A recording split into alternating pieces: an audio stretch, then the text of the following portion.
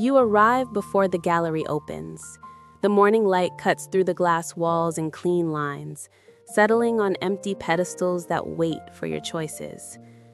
You've been the curator here for 3 years, and this exhibition, your first solo project, feels like holding your breath underwater.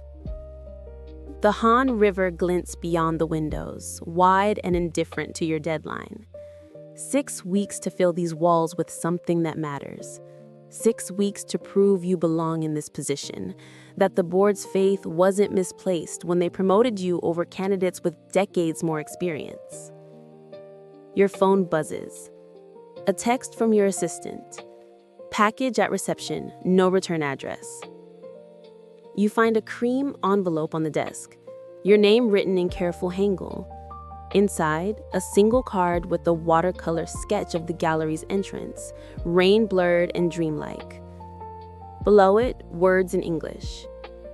A space becomes sacred when someone chooses what enters it. Trust your instincts. The river remembers everything. No signature, no explanation.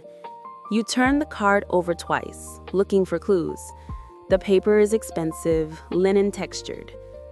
The handwriting slopes left, suggesting someone who learned to write slowly, with intention. You slip it into your portfolio and try to forget it, but the words follow you through the morning.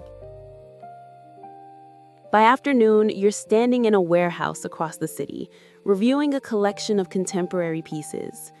The artist talks too fast, eager to impress. You nod and take notes, but nothing here feels right. Everything is technically perfect and emotionally vacant, the kind of art that looks good in catalogs and dies on walls. Take your time, the artist says. But you both know time is the one thing you don't have. You leave without committing. Outside, the autumn air carries the smell of roasted chestnuts from a street cart. You buy a bag and eat them walking toward the subway, letting the warmth settle in your palms. Seoul moves around you in its usual efficient chaos. Businessmen in pressed suits, students with oversized headphones, elderly women carrying produce in plaid bags. Everyone knowing exactly where they're going. You wish you had that certainty. The second letter arrives 3 days later. Same cream envelope, same watercolor. This time showing the gallery's interior with afternoon light pooling on the floor.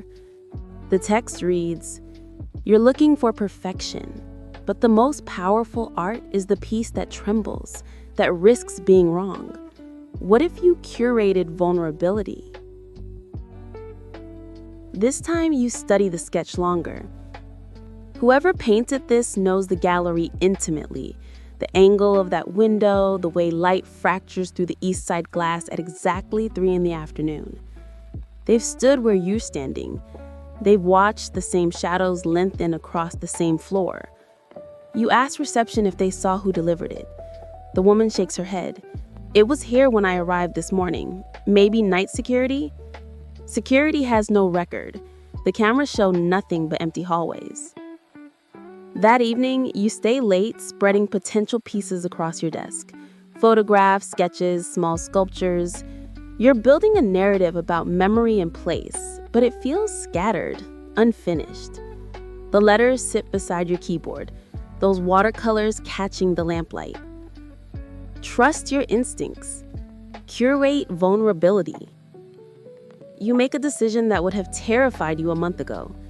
You contact 3 emerging artists, unknowns with raw, unpolished work that makes your chest ache. You send proposals, you wait. The third letter comes on a Friday. You find it tucked under the gallery's back door, the one that opens onto a small courtyard where you sometimes eat lunch. This watercolor shows the Han River at dusk, the bridge lights just beginning to glow. The message? I walk by the river most evenings, the path near Sebitsum, where the willows lean over the water. If you need to think, it's quiet there after 8. Your heart does something complicated. This isn't just advice anymore. This is an invitation. You tell yourself you won't go. You have work, you have boundaries, you have a healthy suspicion of anonymous strangers leaving cryptic notes. But Friday evening finds you on the riverside path anyway, walking slowly past joggers and couples, looking for you're not sure what. The willows do lean over the water, their branches trailing like calligraphy. You find a bench and sit, watching the city lights double themselves in the river surface. The air smells like autumn and distant rain. You came. The voice is quiet, almost apologetic. You turn. He's standing a few feet away, hands in the pockets of a long coat, mid-30s maybe, with the kind of face that suggests he smiles rarely but means it when he does. Dark hair falling slightly over his forehead, eyes that look like they're used to observing, not being observed. You're the one writing to me, you say. Not a question. I am. He doesn't move closer. I'm sorry if it was intrusive. I wasn't sure how else to... He pauses, choosing words carefully. I've been watching your work for a while. I wanted to help. Watching my work. You keep your voice level. That's one way to put it. I'm a writer, he says quickly. Essays, mostly. About art and architecture. I've been attending your gallery for 2 years. Every exhibition you've assisted on, I've seen. He pulls something from his pocket, a small paperback book. Offers it but doesn't approach. I published this last spring. My name is Jiho. You stand, walk over, take the book. The cover shows a photograph of Seoul at night, rain on glass. The title, Spaces That Remember. You flip to the author photo. It's him, slightly more formal, looking just past the camera. You could have just introduced yourself, you say. I could have. He looks at the river. But I'm not good at that. I'm better at writing things down, and I thought... He stops, starts again. You looked worried these past weeks. I wanted to help without adding pressure. You should be angry. You should feel violated, or at least irritated. Instead, you feel something else. Seen, not watched. Seen. There's a difference. The watercolors, you say. I paint a little, badly, but it helps me think. They're not bad. He smiles then, small and genuine. You're kind. You sit back down on the bench, and after a moment, he sits too, leaving careful space between you. The river moves past, patient and constant. Tell me about your book, you say. He does. His voice is soft, unhurried. He talks about architecture as memory, about how spaces hold the imprints of everyone who's moved through them, about Seoul as a city constantly rebuilding itself while trying to remember what it was. His hands move when he explains things, small gestures that shape invisible concepts in the air. You listen, and somewhere in the listening, the knot in your chest loosens slightly. The exhibition, you say, when he pauses. I'm trying to build something about belonging, about how we carry places with us even after we leave. That's why you chose the city. It's not a question, but you answer anyway. I grew up in Busan, moved here for university and never left. But sometimes I still feel like I'm visiting. Belonging isn't about time, it's about attention. You belong to the places you notice. Something about the way he says it makes you believe it might be true. You talk until the path empties, until the city lights sharpen against the darkening sky.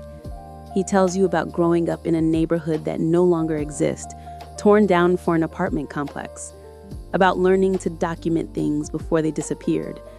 You tell him about your first gallery job, how you spent 6 months just labeling and filing, learning to see the architecture of exhibitions. When you finally stand to leave, he stands too. Will you write to me again? You ask. Would you like me to? Yes. He nods, and you see relief in the gesture. Then I will. You walk toward the subway together, and at the entrance, he pauses. The exhibition, he says. You're going to make something extraordinary. I know that. You don't know that. I do, because you care enough to be terrified. You watch him walk away, hands back in his pockets, and you realize you're smiling. The fourth letter arrives on Monday. It's longer this time, 2 pages in that careful handwriting. He writes about visiting a demolished neighborhood last weekend, about finding a wall where children had drawn flowers decades ago, now exposed to the sky, about how destruction and preservation are sometimes the same act. Both are ways of remembering. Your exhibition could be that wall. Show us what's being lost and what remains. You read it 3 times during lunch, sitting in the gallery courtyard. The autumn sun is warm on your shoulders. You pull out your phone and text your assistant. Contact the photographer who documents vanishing neighborhoods and that sculptor who works with reclaimed materials. I want to talk to them this week. The exhibition starts to take shape. Not the safe, polished show you'd imagined, but something rawer. You fill the space with works that ache. Photographs of empty lots where homes once stood, sculptures made from demolished buildings, paintings of souls' forgotten corners. It's vulnerable and imperfect and exactly right. Jiho's letters continue. Sometimes they're short notes about an interesting door he noticed or a particular quality of light. Sometimes they're longer, essays about memory and loss and the courage it takes to care about ephemeral things. He never asks to meet, never pushes, but twice more, you find yourself walking by the river at dusk, and twice more, he's there. You fall into an easy rhythm, sitting on that same bench, talking about art and cities and the small observations that fill your days. He tells you about the book he's writing now, about contemporary art spaces as modern temples. You tell him about the artist whose work you almost rejected because it was too honest, too painful to look at. But you didn't reject it, he says. No, I gave her the censor gallery wall. That's a courage. Or recklessness. Sometimes they're the same thing. 3 weeks before the opening, you have dinner together. A small restaurant near the gallery, the kind of place with paper menus and mismatched chairs. He orders carefully, asking if you have any allergies, making sure you get the best pieces from the shared dishes. It's not a date. You're both careful not to call it that, but it feels significant anyway. Why didn't you just ask me out, you say over tea? Why all the letters first? He considers this, turning his cup in his hands. Because I wanted you to know me before you met me. Does that make sense? I think so. And because he hesitates, I'm not good at being casual. I wanted you to understand that I was serious. About what? He looks at you directly then, and you see something careful and honest in his expression. About paying attention. Your heart stumbles over itself. You set your cup down slowly. I should tell you something. I don't date much. I haven't in years. I got hurt badly once, and I decided it was easier to focus on work. I understand. But I think, you take a breath. I think I want to try. With you. The smile that crosses his face is like sunrise, slow and transforming. I'd like that, he says quietly. Very much. You walk back together through the autumn streets. At one point, his hand brushes yours, and you let your fingers tangle with his. It's a small thing, holding hands on a Tuesday evening in Seoul, but it feels enormous. At your apartment building, he stops. Thank you. he says, "for reading the letters, for giving me a chance. Thank you for writing them, for seeing me." He lifts your joined hands and presses his lips to your knuckles, brief and soft. Then he steps back, letting go. "Good night," he says.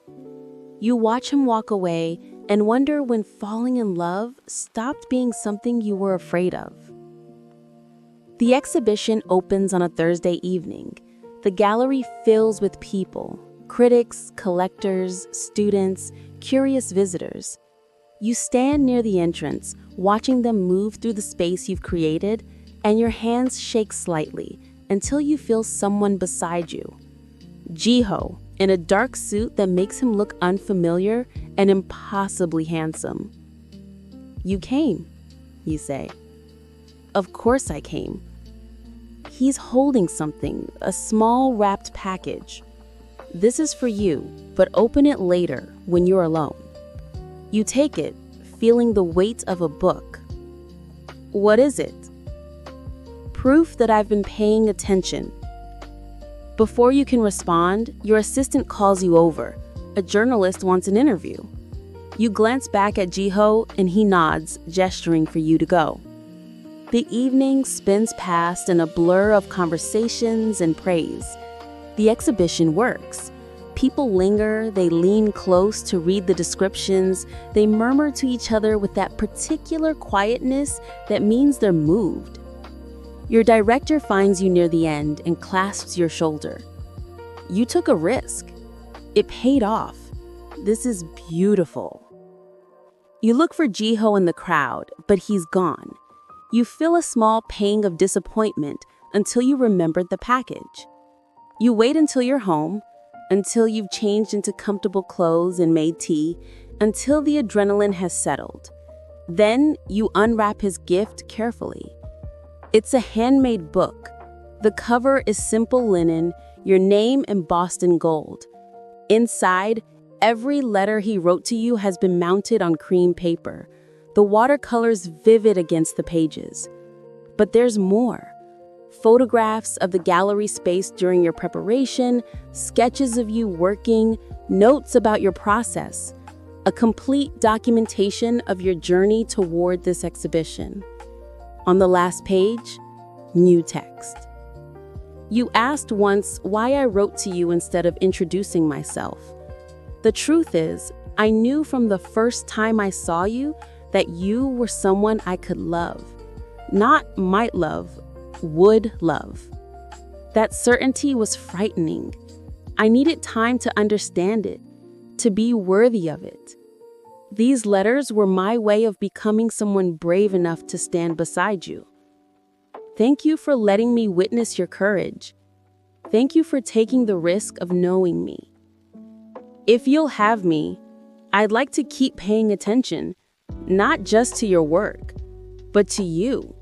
To the way you drink your tea, to the exhibitions you'll curate for decades, to the small moments that make a life.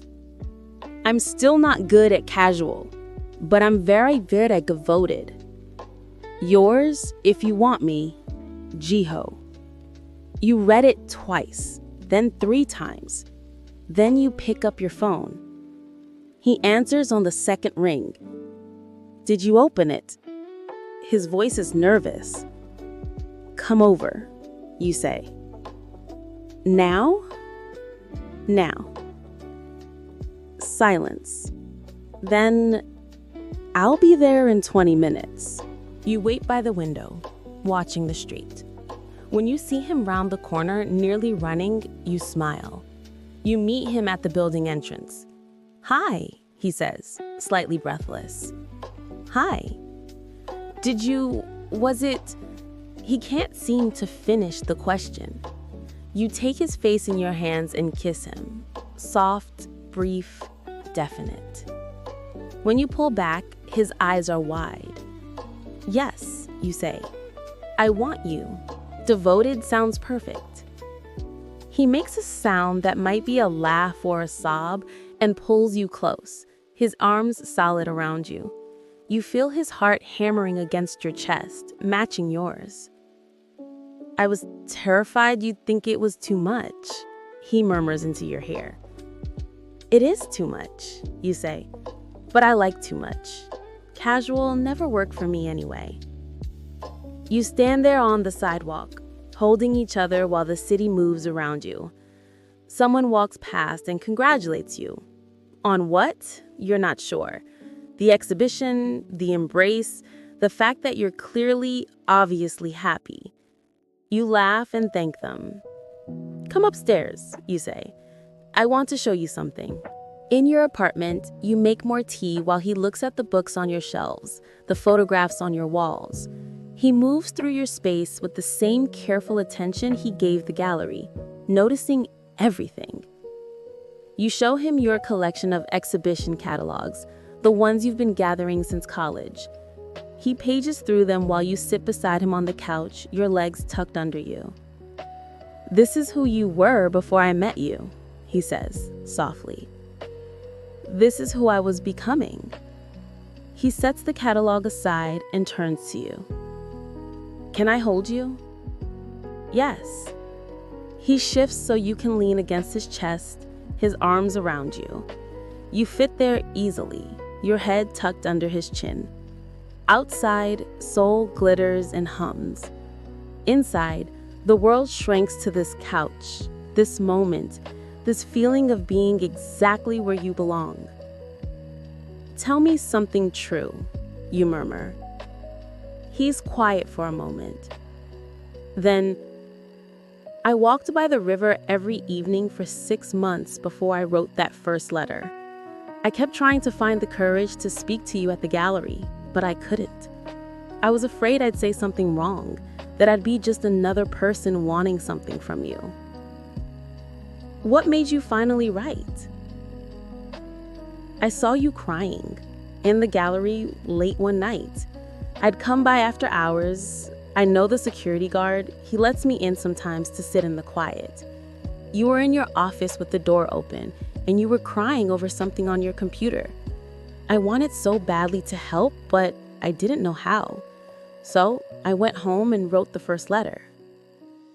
You twist to look at him. I remember that night. I'd just gotten rejected for a grant. I thought I wasn't good enough. You were always good enough. You just needed to believe it. You kiss him again, longer this time. His hand comes up to cradle your face, his thumb brushing your cheekbone. When you part, you're both breathing a little harder. Stay, you say. Tonight. Just stay. Are you sure? I'm sure. He stays.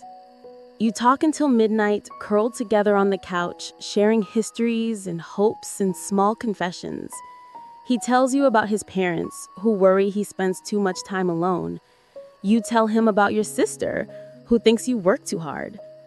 He tells you he's always wanted to travel to Paris, to see the museums there. You tell him you've been 3 times and you'd love to show him.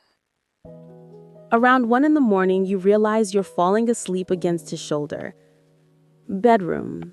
We should sleep. He helps you up, follows you down the short hallway. In your room, you lend him a t-shirt that's too small, but works. You both brush your teeth side by side at the bathroom sink, and the domesticity of it makes you giddy. In bed, he holds you carefully, like you're precious.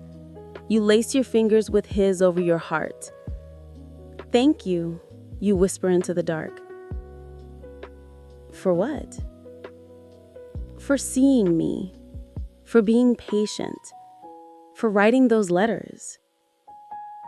Thank you for reading them, for taking the chance.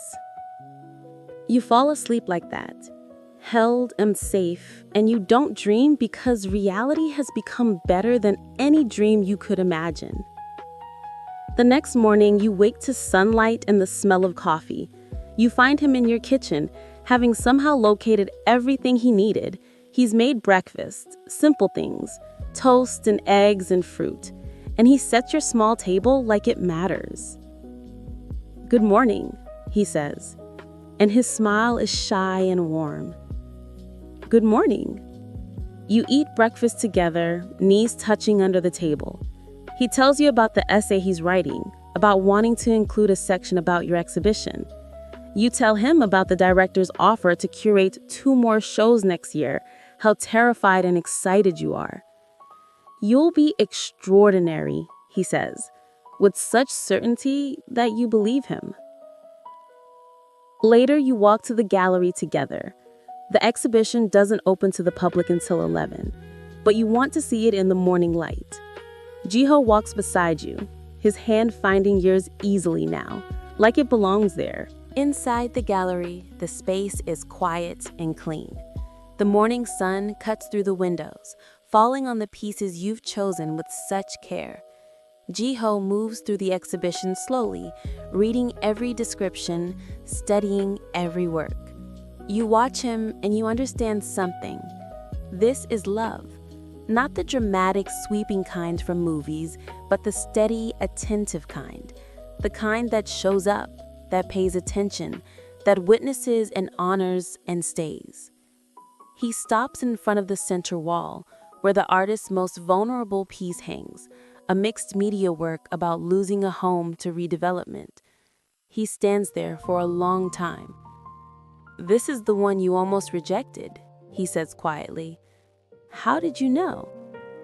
"Because it's the bravest one here, and bravery is always the hardest to choose." You stand beside him and he puts his arm around your waist. "I want to write about this," he says, "not just the exhibition, but what it means to curate with courage. Would that be okay?" "Yes, as long as you let me read it first." "Deal." You spend the morning there together, and when the staff arrives to prepare for opening, you're still talking, still discovering new things about each other. Your assistant raises an eyebrow when she sees you together, but she's smiling. The weeks after the opening are full. The exhibition gets reviewed in major publications. 2 pieces sell to important collectors. Your director talks about permanent positions, about growth, about future.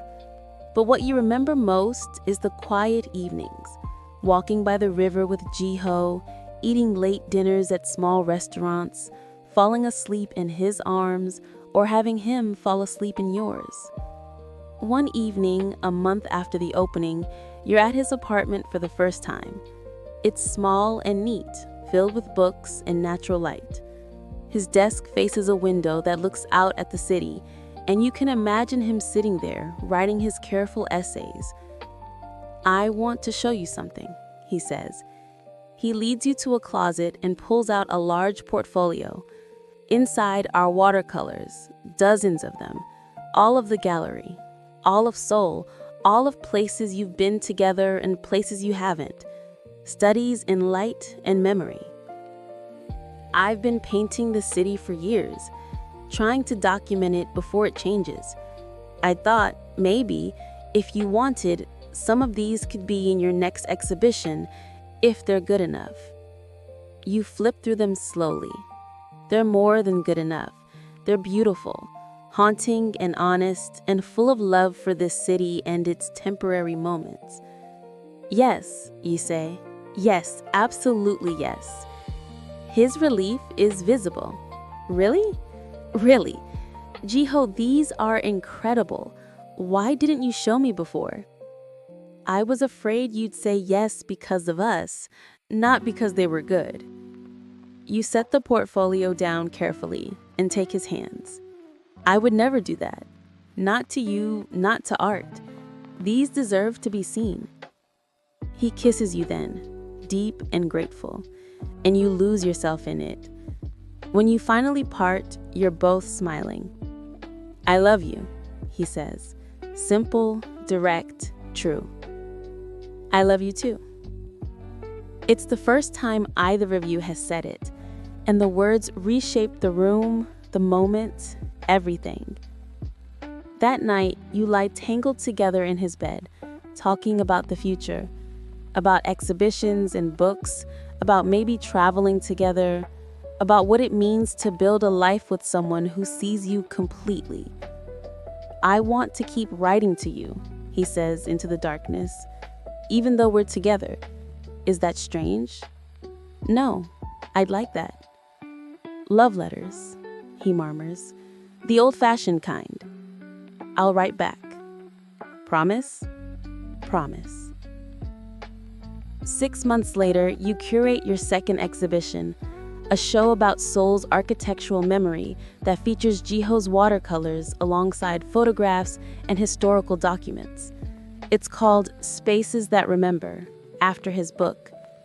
The opening is even more successful than the first. Jiho is there, of course, standing beside you. At one point, someone asks if you're together, and you say yes, without hesitation. His hand finds yours, and you realize that belonging isn't about time or place. It's about attention, about choosing someone and being chosen, about building something small and sacred in the chaos of the world. After the opening, you walk to the river. It's become your tradition, ending important days by the water, letting the city settle around you. You find your bench, the one where you first talked, and sit close together. Do you remember the first letter? You ask. Every word. You wrote that the river remembers everything. I did. You look out at the Han, dark and reflective under the city lights. And I think it does. I think it remembers this. Us. He pulls you closer and you rest your head on his shoulder. The river moves past, patient and constant, carrying your reflection downstream. Somewhere in the city, letters are being written, exhibitions are being planned, lives are being built moments by careful moment. What are you thinking? He asks. That I'm glad you were brave enough to write to me. That I'm glad I was brave enough to read them. Me too. You sit there until the path empties, until the city lights sharpen against the night sky. And when you finally stand to leave, his hand is in yours, solid and sure, and exactly where it belongs.